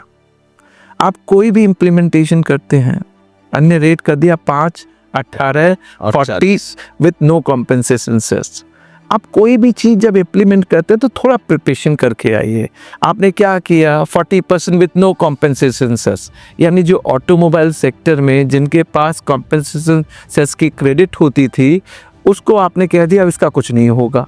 कोल के ऊपर जो कॉम्पेंसेशन सेस लगता था, आपने कह दिया अब कुछ नहीं होगा, क्योंकि आपका नेक्स्ट जनरेशन 2.0 22 सितंबर 2025 से इम्प्लीमेंट हो गया। ऐसे थोड़ी होगा। जीएसटी भी आपने ऐसे ही इम्प्लीमेंट कर दिया, पोर्टल रेडी था नहीं और जीएसटी जुलाई 17 से आ गया। आज तक भोग रहे हैं कि पोर्टल रेडी नहीं था। Over a period of time portal ने इवॉल्व किया है। तो जब तक इंफ्रास्ट्रक्चर नहीं होता तो चीज़ें आगे नहीं बढ़ती। इसी तरह से जब आप पॉलिसी डिसीजन लेके आते हैं, ये पॉलिसी डिसीजन ही तो था जो आपने नेक्स्ट जनरेशन 2.0 अनाउंस किया, तो कॉम्पेंसेशन सेस को आपने कह दिया कि लैप्स हो जाएगा। आपने फ्रीक्वेंटली आस्क्ड क्वेश्चन में यही कह दिया। अरे जिस बेचारे ने कॉम्पेंसेशन सेस पे किया, क्रेडिट ली, जो वेस्टेड क्रेडिट है आज की डेट में, आपने कह दिया लैप्स हो जाएगा। आज सुप्रीम कोर्ट में मैटर पेंडिंग हो गया, सुप्रीम कोर्ट में लिटिगेशन चली गई है। तो कोई ऐसा पॉलिसी डिसीजन जिसको आप नेक्स्ट जनरेशन के नाम से कहते हैं, लेकिन जो सब्जेक्ट टू लिटिगेशन है, कैसे फुलफिल होगा, कैसे हम इसको ईज कर पाएंगे। तो पॉलिसी डिसीजन आपको होलिस्टिक वे में देखना चाहिए। एक एग्जांपल दूं जो बड़ा इंटरेस्टिंग होगा। बिल्कुल सर। देखिए नेक्स्ट जनरेशन 2.0 में ऐसे कई सेक्टर हैं जिनको मैं कह रहा हूँ कि आपने ईज करने की कोशिश की है, पर कई ऐसे सेक्टर है जहाँ पे आपने कॉम्प्लिकेशन बढ़ा भी दी है। लाइक आप पैकेजिंग इंडस्ट्री के लिए लीजिए, पहले पेपर पे 12% लगता था, corrugated paper and non corrugated paper box पे 12 लगता था, तो कोई प्रॉब्लम नहीं थी, 12% इनवर्ड 12% आउटवर्ड। लेकिन आपने नेक्स्ट जनरेशन 2.0 से क्या किया, पेपर की रेट कर दिया 18 और जो पैकेजिंग है कोरोगेटेड एंड नॉन कोरोगेटेड उस पर कर दिया 5%। फिर इन्वर्टेड ड्यूटी स्ट्रक्चर आपने क्रिएट कर दिया। आप कह तो रहे हैं आप रिफंड देंगे विद इन 7 डेज, मैं बार बार यही तो कह रहा हूँ, रिफंड मिल तो जाए टाइम पे। तो यानी मेरा वर्किंग कैपिटल गया। टॉय सेक्टर में आपने manual toy versus electronic toy, manual toy 12 से 5 पे आ गया और इलेक्ट्रॉनिक टॉय 18% लगता है। समझ में आता है कि आप मैनुअल टॉय इंडस्ट्री को बढ़ावा देना चाहते हैं, पर वो टॉय इंडस्ट्री कहती है सर हमें समझ में नहीं आता कि डिफरेंस क्या, manual toy versus electronic toy में डिफरेंस क्या है। तो उनने मुझे एक ट्राईसाइकिल भेजी जो पैडल ड्रिवन ट्राईसाइकिल होती है, बच्चा उस पर बैठेगा, पैडल चलाएगा, लेकिन उसमें उन्होंने कुछ म्यूजिक वाला सिस्टम लगा दिया या लाइट वाला सिस्टम लगा दिया। वो म्यूजिक और लाइट क्यों लगा दी जाती है, बच्चा थोड़ा टाइम फील करे, वो बजाएगा तो म्यूजिक आने लगेगी, लेकिन चलेगी वो पैडल ड्रिवन। तो वो मैनुअल टॉय होगी या इलेक्ट्रॉनिक टॉय होगी? आपकी एडवांस रूलिंग अथॉरिटी बोलती है इलेक्ट्रॉनिक टॉय होगी, जबकि वो चल रही है पैडल ड्रिवन। नेचुरली अगर हम प्रिंसिपल नेचर पकड़े तो पैडल ड्रिवन है, मैनुअल टॉय होना चाहिए। जब आप इतनी सारी चीज़ें क्लैरिफिकेशन देने की, लाइफ इंश्योरेंस पे जैसे आपने कहा कि अब 18% से निल हो जाएगा, पर आप सोचिए क्या हुआ, लाइफ इंश्योरेंस जो 18% का जीएसटी पे करता था, या जिसको हम मेडिक्लेम बोलते हैं, ग्रुप पे तो नहीं मिलता, जो मेडिक्लेम लेते हैं इंडिविजुअल, 18% का जीएसटी था जिनके ऊपर, तो उनके ऊपर 9% की आईटीसी भी होती थी, इनपुट टैक्स क्रेडिट भी होती थी, मिलता था उनको, मिलता था, राइट। अब आपने कॉम्पेंसेटिंग बेनिफिट कंज्यूमर को पास ऑन करनी है, तो क्या 118 से प्राइस 100 रुपये हो जाएगी ना, 9 रुपये की जो उसकी आईटीसी बनती थी परचेज के ऊपर, वो तब कॉस्ट हो जाएगी, यानी इफेक्टिवली 109 रुपये हो गए। तो आपको 18% की कंप्लीट बेनिफिट नहीं मिली। तो जो हम कॉम्पेंसेटिंग बेनिफिट देना चाहते हैं वो इफेक्टिवली 118 से 100 रुपये नहीं होगा सर। तो अल्टीमेटली 9% की, तो कई बार जो हमें प्रॉपर तरीके से मार्केट में मैसेज सर्कुलेट करना है उसको प्रॉपर तरीके से करना पड़ेगा, जिससे सिंप्लिसिटी हो, लोगों को समझ में आए। आज की डेट में of course next generation 2.0 rate rationalisation बहुत पहले की डिमांड थी, आज की डिमांड नहीं थी। हुआ, अच्छा हुआ। इसका फ़ायदा ये भी हुआ कि जो हमारा यूएस की टैरिफ हमारे ऊपर लगी थी, उससे जो हमारे जीडीपी पे डेंटिंग आ रही थी उसको हमने ओवरकम कर लिया, क्योंकि हमारा लोकल मार्केट बूस्ट कर गया, लोकल डिमांड बूस्ट कर गई, and ultimately vocal for local, आत्मनिर्भर भारत जो हमारे ऑनरेबल प्राइम मिनिस्टर का विजन है, तो हमारी लोकल डिमांड बढ़ने से मेरी जीडीपी पे भी पॉजिटिव इम्पैक्ट आया है। अब आप देखिए ना, मैं 6.7% ग्रो कर रहा हूँ। So we are the emerging fastest growing economy worldwide. US पीछे रह गया, चाइना पीछे रह गया, और आने वाले टाइम पे भी इंटरनेशनल मॉनेटरी फंड और वर्ल्ड बैंक ने भी प्रोजेक्ट किया हम 7% से ज़्यादा ग्रो करेंगे। तो आने वाले टाइम पे भारत का भविष्य बहुत अच्छा है। और अगर हमने चीज़ों को और सिंप्लीफाई किया, ईच किया, लेटर एंड स्पिरिट, जो हम कहें वही इम्प्लीमेंट हो, तो विश्वास मानिए जिन चीज़ों को हम देखना चाहते हैं और 2047 में जो विकसित भारत का हमारा सपना है वो ज़रूर पूरा होगा। Thank you sir, thank you. आपने जो 3 बड़ी चेंजेस बताए, वो 3 सबसे ज़्यादा आज लिटिगेशन के मैटर्स होते हैं जिसकी वजह से बिजनेसेस को डर लगता है। एक एडवाइस जो आप बिजनेसेस को दोगे लिटिगेशन फ्री रहने के अंडर जीएसटी में, आपको क्या लगता है ज़्यादा लिटिगेशन या ज़्यादा गलतियाँ किस में होती हैं? मतलब कंप्लायंसेस में गलती से या मिसअंडरस्टैंडिंग ऑफ लॉ से बिजनेसेस के लिए? दोनों मिक्स है, आप इसको ऐसा नहीं कह सकते।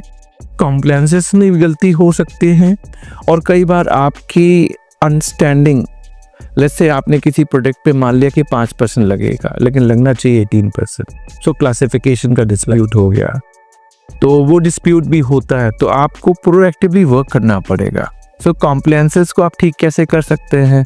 आप R13 भी अपना भरते हैं, 2B से आप अपना क्रेडिट मैच करते हैं, तो आपके पास सिस्टम होना चाहिए जो आपको इंश्योर करे कि आपकी सेल जो बुक्स में है वो आपकी जीएसटी सेल R1 से मैच कर जाए। जो परचेज आपने किया है, बुक्स में जो परचेज है उस पर जितना जीएसटी पे किया है उसकी क्रेडिट आपकी 2B से मैच हो जाए। तो आप कॉम्प्लायंसेस को अगर ठीक कर देंगे तो कॉम्प्लायंसेस रिलेटेड जितनी भी लिटिगेशन है वो मिनिमाइज हो जाएगी। अब रहा आपका डिस्प्यूट जो लॉ पॉइंट पे आ जाता है, ठीक है, आपके हिसाब से 5% लगना चाहिए, डिपार्टमेंट 18% की बात करता है और आपको लगता है कि इसमें डिस्प्यूट है, तो इसको करेक्ट करने का तरीका क्या है? आप चाहे तो गवर्नमेंट से क्लैरिफिकेशन मांग लें कि सर आप हमें बता दीजिए हमारे प्रोडक्ट पे, जैसे मैंने manual toy versus electronic toy का एग्जांपल दिया, तो हमने रिप्रेजेंटेशन सबमिट किया हुआ है जीएसटी काउंसिल को। हमने कहा सर बता तो दो कि इसको मैनुअल टॉय मानोगे जो पैडल ड्रिवन ट्राईसाइकिल है, जस्ट उसमें म्यूजिक या मैंने लाइट लगा दिया, या ये इलेक्ट्रॉनिक टॉय है? तो क्लैरिफिकेशन भी टाइमली बेसिस पे आए, जल्दी आए, जिससे डिस्प्यूट कम रहे। तो इस तरीके से आप गवर्नमेंट के साथ अप्रोच कर सकते हैं। लेकिन जहाँ लिटिगेशन, बड़े लिटिगेशन की, जहाँ पे आईटीसी की आप बात कर रहे थे, तो मैंने कहा कि वो कॉम्प्लायंसेस रिलेटेड प्रॉब्लम होती है। अगर आपने इनवॉइस मैनेजमेंट सिस्टम जो इंट्रोड्यूस किया है, अगर गवर्नमेंट बोल दे कि अब आने वाले टाइम में जो इनवॉइस आईएमएस के थ्रू रूट हो रही है हम उसको डिस्प्यूट नहीं करेंगे। अब तो आप ई इनवॉइसिंग के प्रोविजन में भी आ गए हैं, जिनकी एग्रीगेट टर्नओवर 5 करोड़ से ज़्यादा है, अब ई इनवॉइसिंग कंपलसरी है। सो B2B टैक्सेबल सप्लाई सारी ई इनवॉइसिंग के जनरेट होती हैं। आप इंटीग्रेट कर दीजिए ई इनवॉइसिंग, ई बेबल को एक साथ। हाँ, ऑफ कोर्स ई बेबल के लिए पोर्टल है आपका जो डिफरेंट पोर्टल है, ई इनवॉइसिंग का डिफरेंट पोर्टल है, जीएसटी का अलग पोर्टल है। आप डेटा ऑटो पॉपुलेट तो कर देते हैं, पर इंटीग्रेट कर दीजिए सो दैट एक ही विंडो हो और एक ही विंडो पे सारा काम हो, जो हमारे ईज ऑफ बिजनेस का पार्ट हो। इससे क्या होगा, आने वाले टाइम पे जितना हम इन चीज़ों को सिंप्लीफाई करेंगे वो हमारी वैल्यू ऐड करेगी सप्लाई चेन में, और जो लोगों के अंदर फियर फैक्टर है वो धीमे धीमे मिनिमाइज होता जाएगा। कोई भी बदलाव लाना है ना, बदलाव एक ऐसी प्रक्रिया है, एक ऐसा प्रोसेस है, जब तक हम उसमें पार्टिसिपेट नहीं करेंगे तब तक हम उसका फ्रूट्स, उसकी ब्यूटी को नहीं समझ पाएंगे। हाँ, तो शुरू में आपको चैलेंज लगेगा, घबराइए मत, चैलेंज को ही मिनिमाइज करना है, चैलेंज को ही कम करने के लिए हम सब आपके सामने बैठते हैं और बार बार पॉडकास्ट के जरिए, यूट्यूब के जरिए। गवर्नमेंट की भी ऑब्जेक्टिव यही होती है। मैं अप्रिशिएट करता हूं उनके सारे एफर्ट्स, बट ये प्रोसेस है, कंटिन्यूस प्रोसेस है। जीएसटी एक बहुत बड़ा इनडायरेक्ट टैक्स रिवोल्यूशन था सिंस इंडिपेंडेंस, तो यानी इंडिपेंडेंस के बाद पहला इतना बड़ा रिवोल्यूशन आया, तो क्वाइट ऑब्वियस में बदलाव होते रहेंगे, पर बदलाव अच्छे के लिए हो रहे हैं तो हमें अप्रिशिएट करना चाहिए। बदलाव अगर आपको लगता है कि गलत है तो आप गवर्नमेंट को लिखिए, आप लिखिए, डालिए, क्योंकि आजकल सोशल मीडिया बहुत एक्टिव है। आप कहीं पे भी अपनी बात को रख सकते हैं, रखना सीखिए। साइलेंट होने से हमारी बात उन तक नहीं पहुंचेगी। अगर हम स्मॉल टैक्स पेयर हैं, प्रॉब्लम्स हैं, आप डालिए हमें ये प्रॉब्लम हो रही है, हमें कोई तो वॉच करेगा, कोई तो सुनेगा और हमारी बात ज़रूर उन तक पहुंचेगी। यही ऑब्जेक्टिव है। आप सर बिल्कुल सही बोल रहे हैं कि आप अपनी प्रॉब्लम शेयर कीजिए। आप जैसे फिक्की, चेंबर ऑफ कॉमर्स, इनकी इनडायरेक्ट टैक्स कमेटी को आप हेड करते हैं, चेयर करते हैं, तो आप बहुत सारे बिजनेसेस की जो प्रॉब्लम्स हैं वो आप गवर्नमेंट को रिप्रेजेंट कर रहे होते हो, और आपकी बहुत सारी प्रॉब्लम्स जो आप बिजनेसेस की आपने आगे रखी हैं गवर्नमेंट की, उसके ऊपर एक्शंस लेके धीरे धीरे रिफॉर्म्स और कुछ नोटिफिकेशंस निकलते भी रहते हैं। सर 15 साल के जॉब के बाद जॉब को छोड़ना, जब आप एक मिड लाइफ प्रोफेशनल जर्नी में पहुंचने के बाद, बहुत बड़ा डिसीजन होता है ये, और हर कोई इतने कट्स नहीं रखता कि ये डिसीजन लेके मूव ऑन कर जाए, सोचे कि अब मैं ज़ीरो से फिर से स्टार्ट करूँगा। और फैमिली भी, of course everybody has to look after the families, and family सबसे ज़्यादा पहले चिंतित होती है कि क्यों सब कुछ खड़ी करी हुई चीज़ के ऊपर आप फिर से ज़ीरो से शुरू करना चाहते हो। तो who supported you that time ये डिसीजन लेने के लिए, कि विद इन द फैमिली और बी योर फ्रेंड, ऐसा कोई जिसको आप एक्नॉलेज करना चाहोगे for your professional journey through this medium? Because आप ज़्यादातर, आपको सब लोगों ने जीएसटी पे सुना है, बट आपकी लाइफ के आपके जो पिलर्स हैं, वो पिलर जिनको आप एक्नॉलेज करना चाहोगे यहाँ से? Indeed yes. देखिए, फैमिली, मैरिड था, वाइफ बीना थी, तो सबसे पहले बीना का सपोर्ट था। बच्चे तो उस टाइम पे इतने बड़े थे नहीं, तो बीना का सपोर्ट था कि ठीक है, तुम्हारा जो मन है करो, जा जी ले अपनी ज़िंदगी। तो कुछ था इस तरीके से। और बाकी जब आप जॉब से बाहर आते हैं और अपना कुछ बनाना चाहते हैं, you become king of your own kingdom. So ये एक विजन है, एक ड्रीम है। हाँ, जब आप किंग बनना चाहते हैं तो चैलेंजेस तो होंगे, और हो सकता है कई बार आप गिरे भी, तो गिरने से आपको रुकना नहीं है, कभी नहीं रुकना है। मुझे तो अमिताभ बच्चन का time period, he is one of the role model which I always follow him. एक बार वो पूरा बैंकरप्ट हो गए थे, कंप्लीट बैंकरप्ट, कुछ नहीं था, but again he revived and came back. और आज 75 ईयर्स प्लस एज में है, और the way he is doing, look at the way he is taking it forward. So आपकी एज बैरियर नहीं है, और आप ये मत सोचिए कि एज आपको कहीं पे नीचे खींचती है। आपका भीतर की एनर्जी, आपके भीतर की पॉजिटिवनेस, आपके भीतर की सोच, आपके भीतर सोचने का तरीका आपको आगे लेके जाता है। तो कई बार जब आप बदलाव पे जाना चाहते हैं, तो बाकी मैंने 15-16 साल जब काम किया, फिर मैंने अपनी प्रैक्टिस की बात सोची, तो वो मेरे अंदर ही एक था कि नहीं, मुझे कुछ बनना है। बनना तो पहले भी हो सकता था, 15 साल से जॉब कर ही तो रहा था और सैलरी मिल भी रही थी मेरे को, पर बनना क्या है? बनना कुछ ऐसा कि जिससे मैं भी एडमायर करूं और जो लोग मेरे साथ कनेक्टेड हैं वो भी एडमायर करें। आप मुझे क्यों सुनना चाहेंगे अगर मेरे अंदर वो कंटेंट एंड नॉलेज ना हो? तो वो कंटेंट एंड नॉलेज के लिए सबसे पहले मैंने अपने आप को तैयार किया। कहते हैं ना, बिना मरे स्वर्ग नहीं मिलता, तो हमको अपनी यात्रा खुद इनिशिएट करनी पड़ती है। तो जब हम इनिशिएट करते हैं तो रास्ते जुड़ जाते हैं। जब आप चल रहे होते हैं ना, तो चीज़ें जुड़ती जाती हैं और आपको कोई ना कोई सपोर्ट करता है। तो बिना के बाद मैं तो यही कहूँगा, प्रभु का बहुत आशीर्वाद है। प्रभु ने कैसे सहारा दिया, कैसे सपोर्ट किया। किसने ये कीड़ा मेरे माइंड में डाला कि जीएसटी आएगा? किसने ये कीड़ा मेरे माइंड में डाला कि नहीं, जॉब छोड़, अब तो प्रैक्टिस चालू कर? कोई तो है जो हमें ड्राइव कर रहा है, कोई तो है जो हमारी डेस्टिनी के लिए हमें पुश करता है। I am thankful to Almighty God. आज जो हूँ प्रभु के आशीर्वाद से हूँ, और मैं हमेशा ये कहता हूँ, प्रभु हमेशा आप साथ रहना। और मैं तो ऑलवेज बोलता हूँ, वो देना ही मत जिसमें आप ना हो। मेरी प्रेयर में होता है, प्रभु वो देना ही मत जिसमें आप साथ ना हो। मुझे तो वही चाहिए जिसमें आप साथ हो।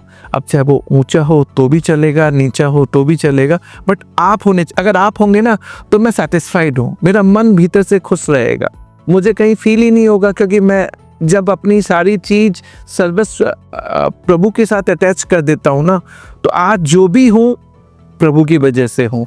And of course soul is important. हम तो एक ज़िंदगी जी रहे हैं, ये इस लाइफ का एक पार्ट है जिसमें बिमल जैन जीएसटी कर रहा है, बट सोल इज़ इम्पॉर्टेंट, आत्मा इम्पॉर्टेंट है जिसको हमको अच्छा करना है, प्यूरिफाई करना है। अल्टीमेट एम तो यही है, प्रभु के साथ जाके मिक्स हो जाना है। तो फिर जब आपने अपना प्रैक्टिस जर्नी स्टार्ट करी सर, जीएसटी आने से पहले आपने जीएसटी की तैयारी शुरू कर दी, ये कोई एक वॉरियर माइंडसेट वाली एक चीज़ होती है सर, जो बहुत कम लोगों को मिलती है कि चीज़ आएगी। कुछ लोग इतने लेथार्जिक होते हैं कि आएगी, फिर हम सुनेंगे, फिर हम पढ़ेंगे, फिर हम प्रैक्टिस करेंगे, और कुछ आप जैसे लोग जो सोचते हैं कि आएगी उससे पहले मैं तैयारी करता हूँ इसकी, कि जब ये आए तब तक मेरा पूरा फील्ड सेट हो।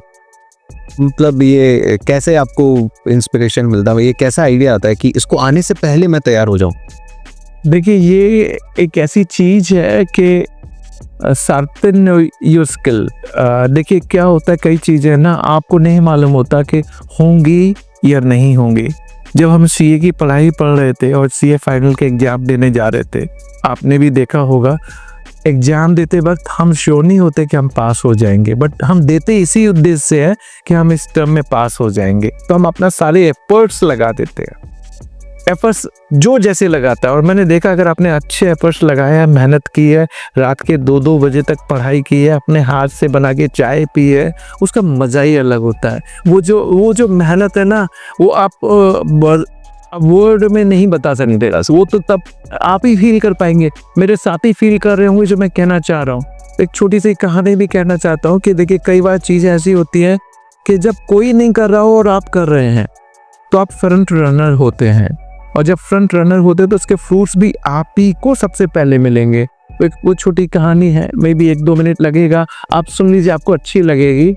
भगवान शंकर और माँ पार्वती आकाश में विचरण कर रहे थे। तो माँ पार्वती देखते हैं कि एक किसान एक गांव में वो खेत जो रहा है, लेकिन उस विलेज, उस गांव में 12 साल से पानी नहीं पड़ा था, बट वो रोज वहाँ पे खेती करने आता था।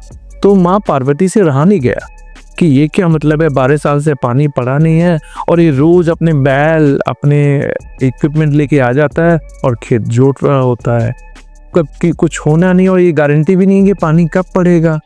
तो माँ पार्वती ने शंकर भगवान से ही पूछ लिया कि इस फार्मर को, इस बंदे को लगता पता नहीं, समझ में नहीं आ रहा, प्रभु ये क्या है, 12 साल से पानी नहीं पड़ा, आगे भी गारंटी नहीं है कब पानी पड़ेगा, पर रोज आता है, रोज मेहनत करता है और कुछ हो नहीं रहा। जो धरती है वो वैसे की वैसी ही है। भगवान शिव को मालूम था कि वो क्यों ऐसा कर रहा है, उसके अंदर क्या है। तो कई बार भगवान का कनेक्ट होता है। तो भगवान ने कहा माँ से, माँ आप एक काम करो ना, आप ही जाके पूछ के आओ कि क्या चक्कर है, इसका दिमाग कहाँ पे है।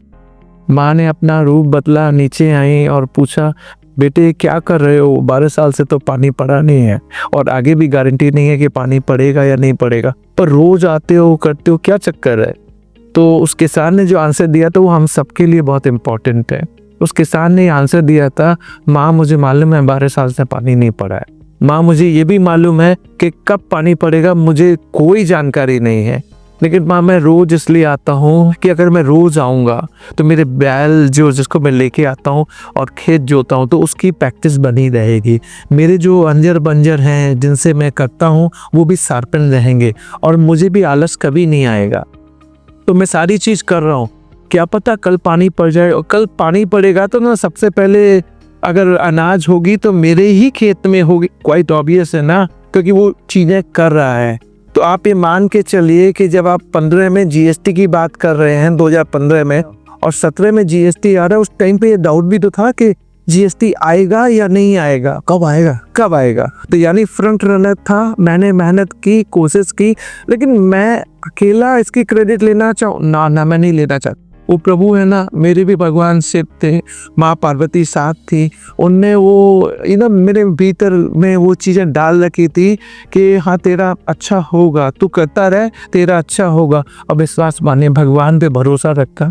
सीए एग्जाम में तो हमने देखा है ना, फाइनल एग्जाम देने जाते थे और ये बोलते थे, प्रभु मेहनत बहुत की है, निकाल देना। ये एक वो लाइन होती है छोटी सी, मेहनत बहुत की है, निकाल देना, और विश्वास मानिए वो निकाल देता है। और वो पालनहार है, वो कैसे आपकी बात सुनता है, किस तरीके से सुनता है, आप नहीं समझेंगे, मैं नहीं समझूंगा, लेकिन वो सुनता हर किसी की है। विश्वास रखिए ऑलमाइटी गॉड पे, जो भी कीजिए अर्पण कर दीजिए उसके ऊपर। और प्रभु के पास अगर अर्पण कर दिया ना, तेरा तुझको अर्पण क्या लगे मेरा, तो मैं तो यही मानता हूँ, अच्छा कीजिए अच्छा वापस आएगा। When you do good, good will come back। और ये जो कायनात है ना, ये जो सारी दुनिया है ना, ये अच्छी वाइब्रेशन पे चलती है। हम 26 में इन करने वाले हैं। हमारे लाइफ में भी कई बार नेगेटिव लोग होते हैं, नेगेटिव क्रिटिसिज्म करते हैं, आपकी पुलिंग करते हैं। घबराइए मत, नई सोच के साथ, नई ऊर्जा के साथ, पॉजिटिविटी के साथ 26 में इन कीजिए। अपना रास्ता क्लियर रखिए कि मुझे बनना क्या है, करना क्या है, मुझे आगे कहाँ तक जाना है। और प्रभु पे भरोसा रखते हुए पूरा काम कीजिए, मेहनत कीजिए, पूरी हार्ड वर्किंग। आपको भीतर से लगना चाहिए मैं पूरी मेहनत कर रहा हूँ, सिंसियरली, डेडिकेशन, कमिटमेंट के साथ। जो चीज़ आपने टारगेट की है आपको मिलेगी। मैं अपना एग्जाम्पल आपको दे रहा हूँ, मैंने तो इसी तरह से अपनी ज़िंदगी को इतना आगे बढ़ाया है, और आने वाले टाइम पे भी मैं यही चाहता हूँ, मेरी लास्ट ब्रेथ काम करते हुए, अच्छा काम करते हुए, और प्रभु के चरणों में ही निकले। आपकी इस लाइफ जर्नी और आपके जो मूल मंत्र हैं, I would say this are your life mantras. आपके लाइफ मंत्रास बहुत सारे ऑडियंस के साथ रेजोनेट करेंगे। स्टूडेंट जो हैं, प्रोफेशनल स्टूडेंट्स हैं, वो जानते हैं कि एग्ज़ाम का प्रेशर कैसे निकल रहा होता है, और प्रोफेशनल्स जो प्रैक्टिस कर रहे हैं वो जानते हैं। आज इंडिया में ऑलमोस्ट 1 लाख से ज़्यादा जीएसटी प्रैक्टिशनर्स जो हैं, प्रोफेशनल्स, वो आपको फॉलो करते हैं, वो आपको सुनते हैं, देखते हैं रोज़। तो आप रियली इंस्पिरेशन हैं उन सब के लिए। एक वर्ड ऑफ एडवाइस और विजडम जो प्रोफेशनल्स के लिए स्पेसिफिकली आप बोलना चाहोगे कि if they want to rise up in their career, आप क्या मंत्र दोगे उन प्रोफेशनल्स को? सिंपल मंत्र है, देखिए, अपनी वैल्यू करना सीखिए। अगर आप अपनी वैल्यू करेंगे तो बाहर के लोग आपको वैल्यू करना सीखेंगे। तो वैल्यू करना किस तरीके से? अपने एथिक्स, अपनी जो आपके प्रिंसिपल हैं, जिस पे आप चलना चाहते हैं, जो आपकी ऑनेस्टी है, जिस पे आप वर्क करना चाहते हैं, उसको डिमोस्ट्रेट नहीं करना है, उस पे चलना है। अगर आप चलेंगे ना, देखिए, हीरा हीरा ही होता है। हीरा को चाहे जितना दबा लीजिए, वो चमकेगा, वो डेफिनेटली चमकेगा। तो आप अगर प्रैक्टिशनर्स हैं, प्रोफेशनल हैं, आगे बढ़ना चाहते हैं, क्लाइंट कई बार फीस देना नहीं चाहते, हमारी कंप्लेन होती है ना, क्लाइंट फीस देना नहीं चाहता, घबराइए मत, अच्छा काम कीजिए।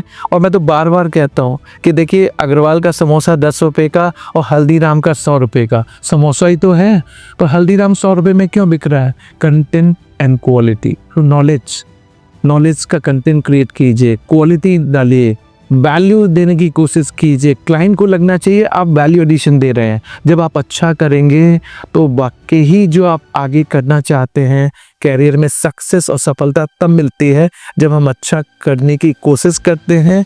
कोशिश ही होनी चाहिए, हमारे कर्म होने चाहिए। सेस प्रभु की अगुवाई। Thank you so much sir, thank you so much. आपसे बात करके आज मुझे भी as a professional, as a cocreator आपके साथ जो मौका मिला सीखने का, समझने का, शायद मैं पूरी ज़िंदगी इसको ना भूल पाऊँगा।